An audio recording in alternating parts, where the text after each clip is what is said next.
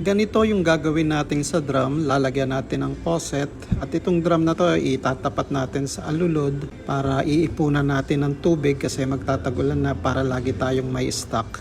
Ito yung drum na gagamitin natin. Nabibili ito sa halagang 200 pesos. Bumili din tayo nito, brass bulkhead fitting para dito natin ikakabit yung faucet. May kasamang rubber washer yung bulkhead na binili natin. Ito na lang ang gamitin nating pambilog dun sa bubutasan natin. Then gagamit tayo ng drill para butasan natin yung minarkahan nating butas. Madami ang pwedeng ipangbutas dito. Yun nga lang, ito yung available sa akin kaya ito yung ginamit ko.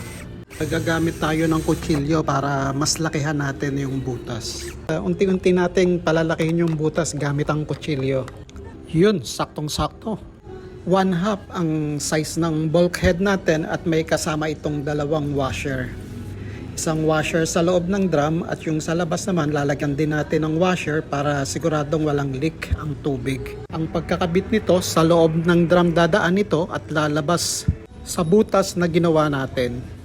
Ito yung bulkhead, may rubber washer na ito at ikabit na nga natin. Pagkatapos nating mailusot yung bulkhead sa butas, then ito namang rubber washer ang ilalagay natin. Then ikabit na rin natin itong bolt. Tapos hapitin natin itong bulkhead na kinabit natin. Hindi pa natin ito agad-agad makakabitan ng faucet. Kailangan pa natin ng connector. Kung mapapansin nyo, parehong may thread ito o parehong male. Kaya gagamit tayo ng adapter para maikabit natin yung faucet dito sa bulkhead. Lagyan natin ng Teflon tape itong bulkhead para siguradong walang tulo. At pagkatapos malagyan ng Teflon tape, pwede na natin ikabit itong adapter or connector para maikabit na natin yung ating faucet. Itong faucet na ito, sinubukan kong ikabit ito kanina dito sa ating adapter at napansin ko medyo maluwag. So kahit na siguro lagyan natin ito ng Teflon tape, medyo maluwag pa rin. Kaya mamaya papakita ko sa inyo kung paano ko susolusyonan ito. At ito yung solution natin. Gawa sa rubber ito at napanood ko lang din ito sa Lazada kung paano gamitin. Problema kasi sa mga faucet ngayon yung maluluwag at kahit na kapalan mo yung Teflon, maluwag pa rin. Kaya ito yung magandang solusyon. Kabit na natin at meron na tayong imbaka ng tubig. Kung meron kang mga tanong, pakitype na lang sa comment.